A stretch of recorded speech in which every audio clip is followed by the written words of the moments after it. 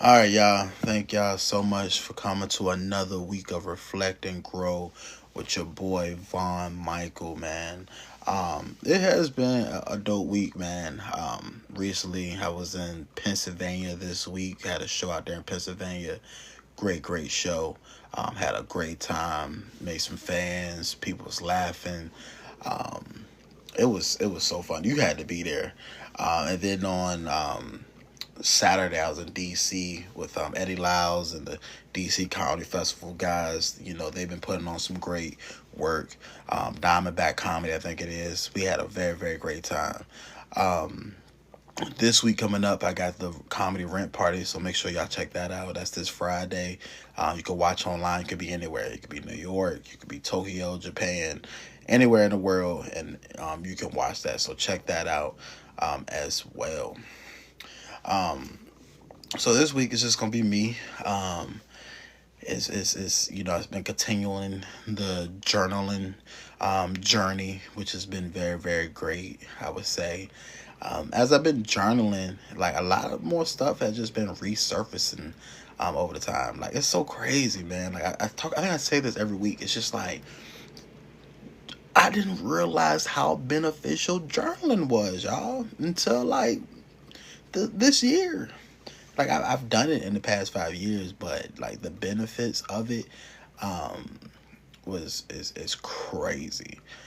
So this week, things that have been surfacing, as we talked about last week, the church hurt and stuff like that.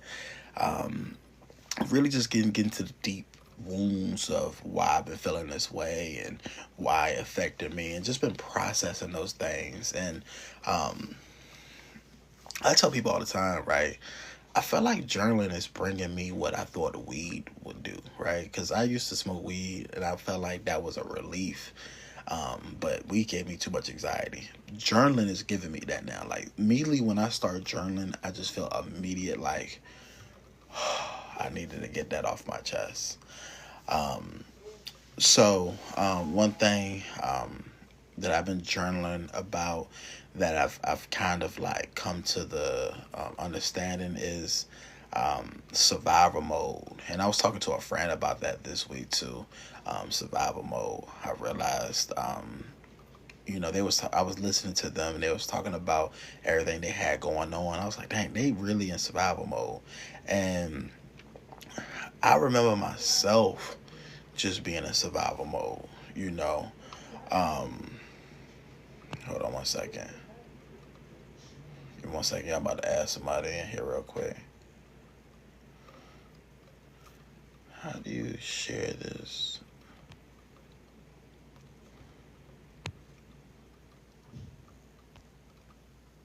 Okay, there you go. Ink. Hmm.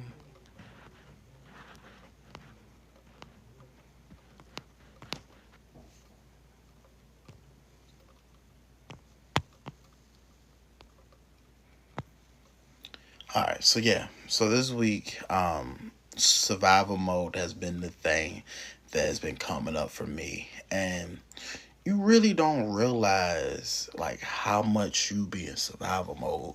Like for me personally, it's something I didn't realize until after the fact. Like when you're in survival mode, you don't realize you are in survival mode.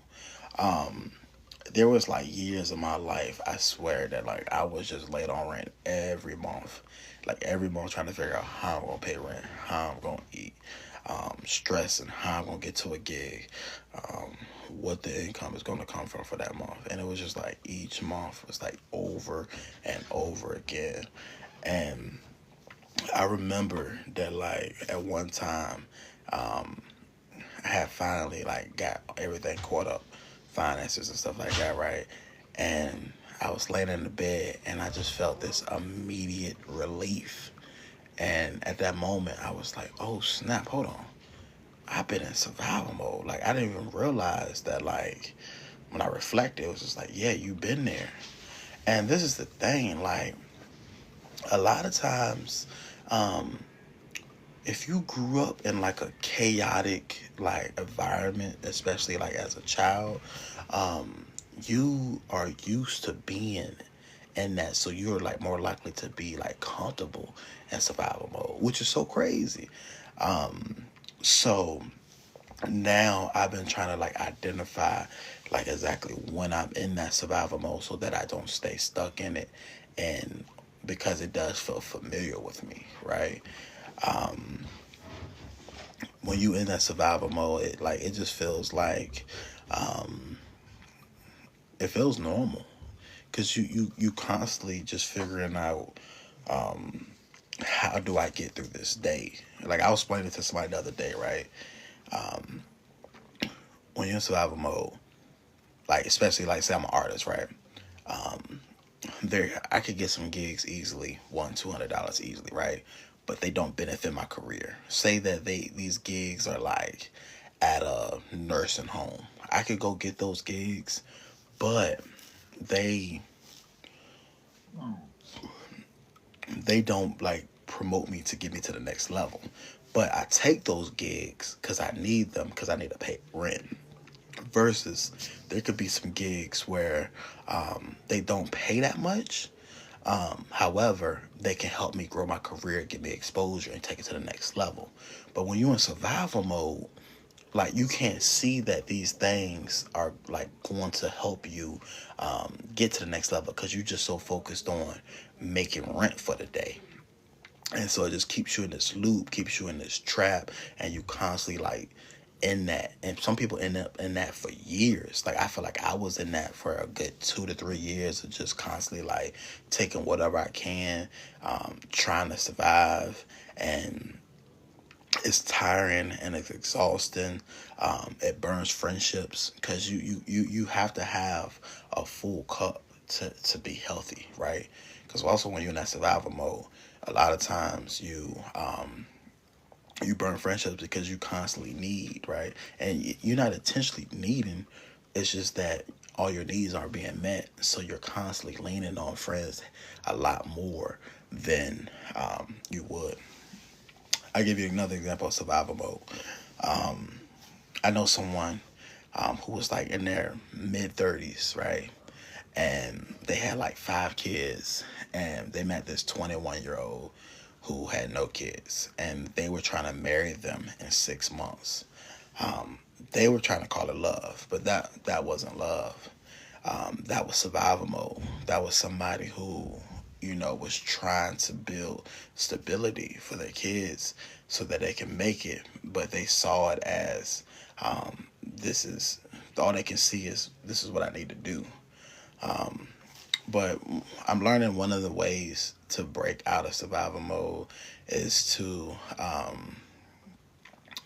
journal, you know, because a lot of times in life you just feel overwhelmed with these heavy emotions, and because when you got all these thoughts, these feelings, these stresses, like they accumulate and they just sit there, and you literally like it's heavy. But when you like take them things out, you put it on paper, you journal it, you can see it, you can start organizing your life so that you can start perfecting it. So that's been one of the main benefits for me for survival mode. And if you just joined this live, do me a favor, make sure you hit that like, because I want to make sure we get this information out to more people. We sharing, we healing, we reflecting, and we're growing. But anyone can be in survival mode, right? So it's not prone to just a race, the gender. Um, you know, honestly, we all can be in survival mode, or most likely will be in survival mode at some point in our life. Have you been in survival mode? If you're watching this right now, tell me, has there been a point in your life that you feel like you were in survival mode and you felt like you couldn't get out? And what did you do to get out of survival mode? I would love to hear y'all stories as well. Another thing for me that I've been reflecting on this week is mommy issues. Whew, y'all, y'all been dealing with y'all mommy and daddy issues? Ain't they real? Mommy and daddy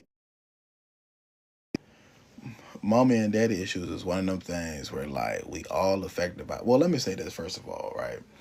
I remember I had a therapist like 2 years ago. She was like, "Vaughn, you got some mommy issues," and I was so offended when she said that. I was just like, "Yo, like you are disrespecting me. Like how dare you say I got mommy issues? I ain't got no mommy issues. Like I'm a grown man. Like that sounds like you're weak. Like that's literally what I was thinking when I heard her say you got mommy issues. Like I thought it was like a sign of weakness. Is like was my first thought, but what I learned was mommy issues. What it really means is it's a unhealed. It's something that you have that's unhealed, hurt, emotional hurt that was caused by your mother that you have not healed yet, and it's affecting you to this day. For an example, right? I had a mother who was very like avoidant. Anytime things uncomfortable came up, she would just avoid it and act like it didn't happen or she didn't see it, right? And when you have a mother that's like that, that leaves you as a child feeling like hurt, abandoned.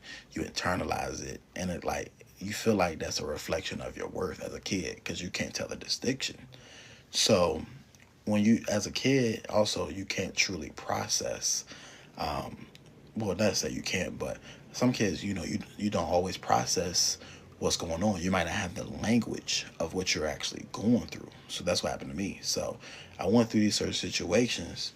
20 years down the line, now whenever I'm dealing with people who are avoiding, or people, let's say somebody like they don't respond to my message and I see them in life and they just try to act like it's cool, or they just want to avoid tough conversations, I would have this reaction. I would feel so disrespected by that person, and I would have these reactions like, and I would just want to cut them off and not talk to them. And what I realized was these reactions that I was having were based upon they were so hard because of the wound that I went through as a child has not fully been healed. So anytime that I dealt with someone who was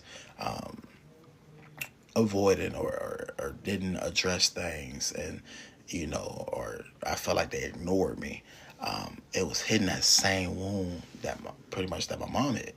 And so I was having these crazy reactions.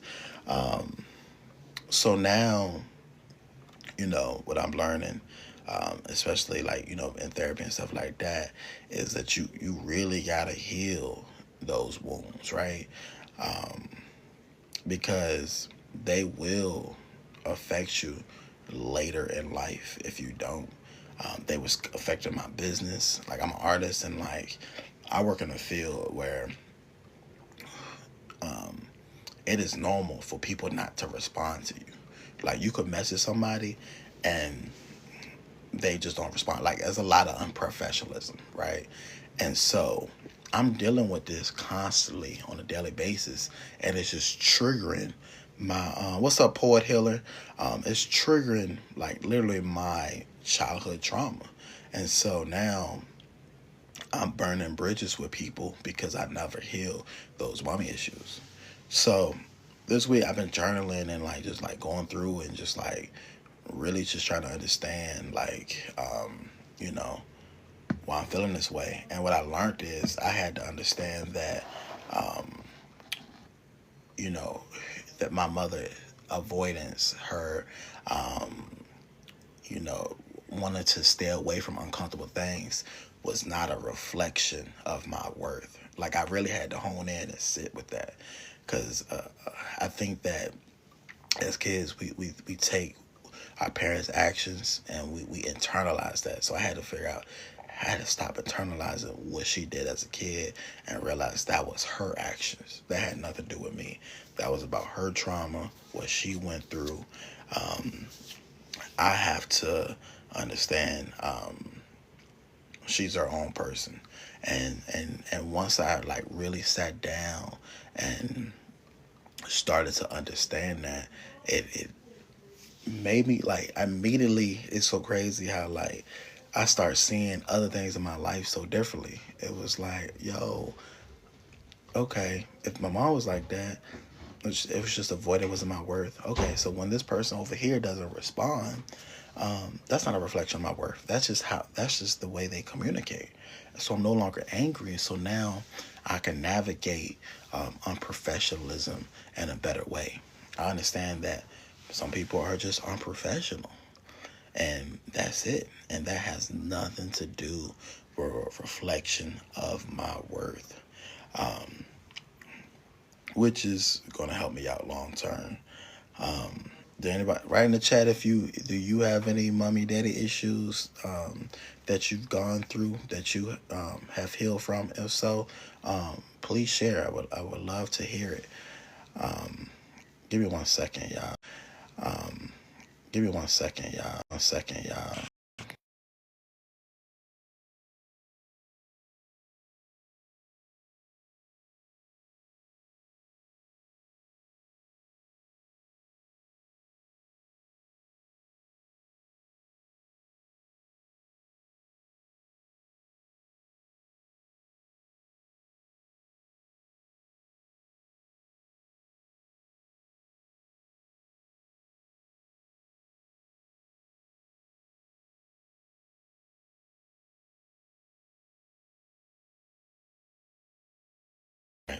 So I was reading today, right? I wanted to share something with y'all that I saw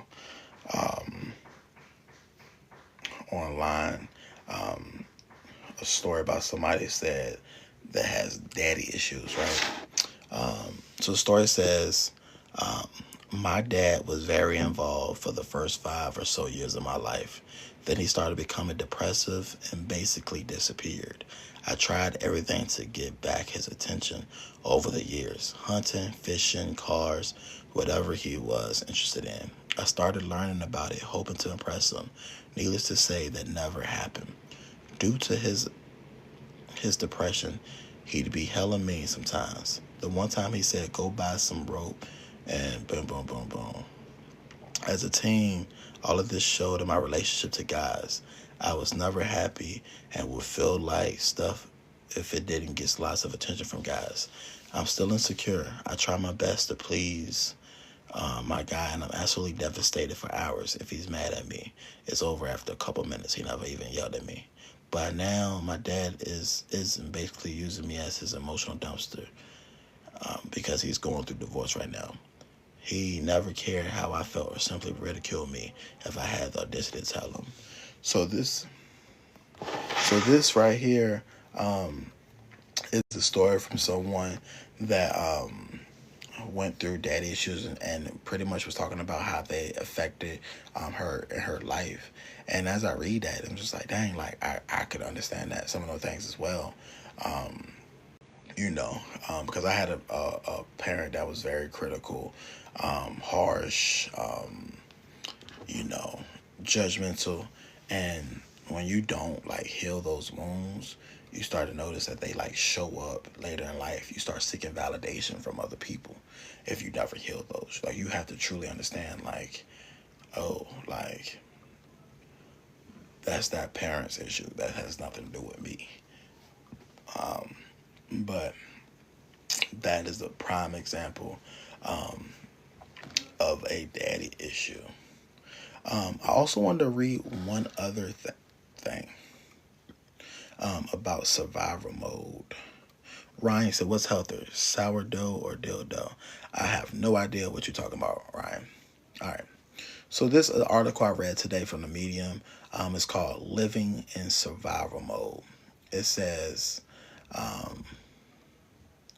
"I spent most of my life in survival mode without realizing it. It wasn't a temporary state I dropped into during emergencies. It was my baseline. I thought it was normal to constantly scan for danger, rehearse every possible outcome, and bury my own feelings so no one else could see my weaknesses. When you grow up in an environment where chaos is the backdrop, you adapt in ways that feel like instinct. For me, That meant becoming hyper attuned to other people's moods. I could tell from the sound of footsteps in the hallway whether the evening would be calm or stormy. If the steps were slow, maybe I could breathe. If they were sharp and fast, I braced myself. My body tightened before I even knew why. I stood in doorways, straining to read the air, waiting for the smallest sign of whether I was safe or not. That kind of vigilance kept me alive and it rewired me. I didn't just learn to read moves, I learned to disappear, minimize my own needs, and to hold my breath without even knowing I was doing it. The mask of I'm good. Survival mode makes you a master of disguise. I learned early to put on the mask of I'm good no matter what was happening underneath. Smiling, performing, overachieving. Those became my shields. Teachers praised me, employers recognized me, and friends leaned on me. From the outside, I looked strong and capable, dependable. On the inside, I was exhausted and terrified of being truly seen. My doctors didn't know what to do with me. They labeled it depression or anxiety. But even if in their offices I performed, I nod, I minimized, I assured them I was fine. The truth was that I had abandoned myself so completely that I couldn't have honestly if I tried. People weren't talking as much about root causes of childhood trauma back then. Man, I could relate to this so much. When you like grew up in survival mode, you definitely do like one of the things is what's up self care girly. Um, you try to like get these external validations to make yourself feel better about yourself. That is something that I definitely understand. So to continue, it says the body keeps score. The body knows before the mind admits it. For me, the signs showed up as sleepless nights, pains in my stomach, sugar and caffeine binging, and waves of panic disguised as busyness. I filled every hour, chased achievements, piled on commitments. If I was busy enough, maybe no one would notice the ache I carry underneath. But the body whispers loud when you don't listen. I pushed mine hard in my 20s and 30s through career moves, through heartbreaks, through relentless striving on the outside. It looked like resilience on the inside. Survival ran the show. Yes, man. Like this is survival mode. Like I'm telling you, like I've been here before, where it's just like you constantly just going, and like that childhood trauma, the things that you went through, you just you push it to the side, and you just like you still holding on what you learned from them early years. So the next part says the illusion of control. One of the pillars of survival mode is control. Uh, if I could just anticipate everything playing, everything, get it right. Maybe nothing would collapse. I became an expert at over preparing, at rehearsing conversations in my head, at scanning rooms for signs of danger. I remember standing outside a glass wall conference room in New York when I was 28 years old, after reading 5 newspapers to learn what the markets did while I slept, clutching my nose before an important meeting with my boss. My heart raced as I silently ran through every possible question, every answer I could give, every facial expression I might need to wear, the same way I had once listened to for footsteps. I listen now for tones of voice, gestures, glances, any hint of danger. My dark body was dressed in a black St. John knit suit, but inside I was still the child in the hallway, bracing for impact. Control is a marriage. Life doesn't bend to our scripts. Plans fall apart. People disappoint us, and no amount of preparation keeps the ground from shifting. When those inevitable fissures appeared, I felt not just grief, but a terrifying disorder of who was I without my armor of control. Man, that like really just described was like a great description of what survival mode really is. Like you constantly just feel like you on alert, and I felt those things. Like it's so crazy. Like you feel those things in your life, but you sometimes she has the language for it. I didn't know that that was not normal until like I start. What's up, Angel? Angel, you from last time? How you living? I didn't know that this was not like the norm. I thought that being a survival mode was the norm. Angel, today we talking about survival mode, and we talking about You say you at school. Which are you in college, Angel? Um, so yeah, so the survival mode is just like one of those things where it's just like you gotta. Oh, high school. Oh, you. Oh, wow. Okay. Well, make sure you paying attention. You doing your studies. Um, I gotta be a. Hey, make sure I gotta be. Hey, put down your phone. Pay attention to your teacher.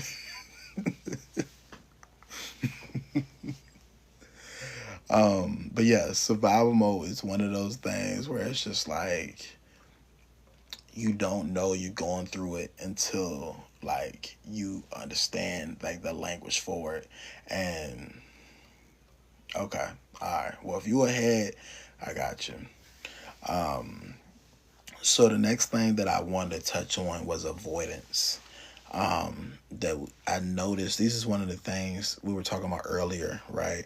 I was telling y'all about my mama issues and how I dealt with. I had a mother who was avoidant, um, and avoidance, man, is one of the things that really does affect people. Um, when you avoid things, they do have a play on other people's avoidance. Like you do harm other people. Same thing as like silent treatment and stuff like that. Um, Angel, have you ever dealt with avoiding people, or do you find yourself being avoided at any times? Um, I had to,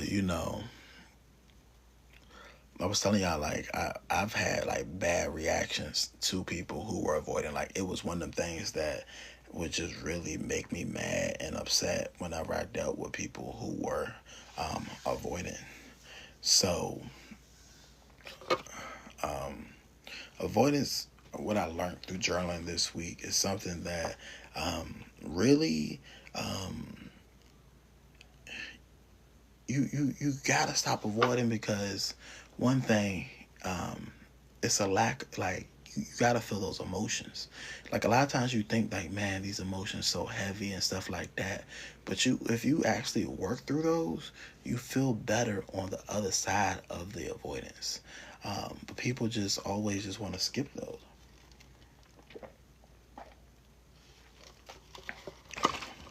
You can't skip it, yo. You gotta face it.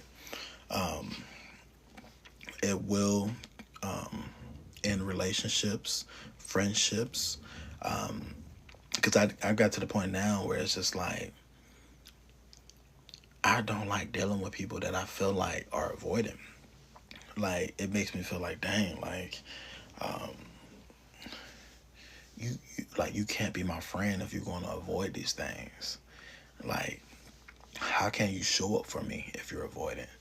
Like it's an inconsistency. Um, so we'll probably dive deeper next week into avoidance and go from there.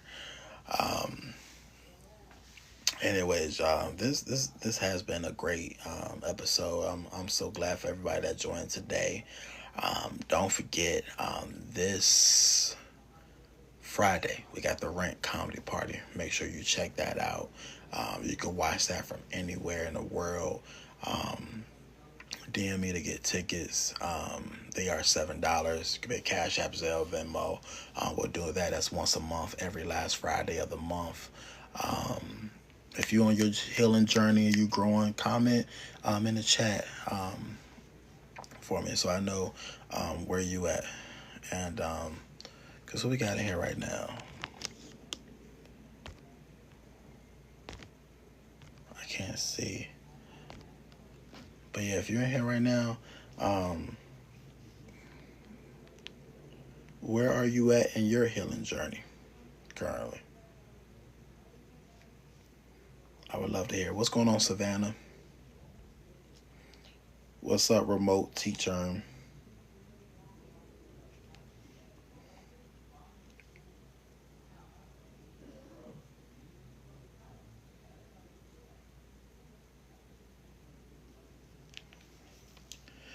Anyways, y'all know we do this every do this every Monday, 10 p.m. Reflect and Grow with Vaughn. If you haven't already, make sure you follow me so you can stay updated. Other than that, y'all, I will see y'all next week. This has been dope. What's up, Cali Queen? Thank you so much for joining. Hit that follow button so that you can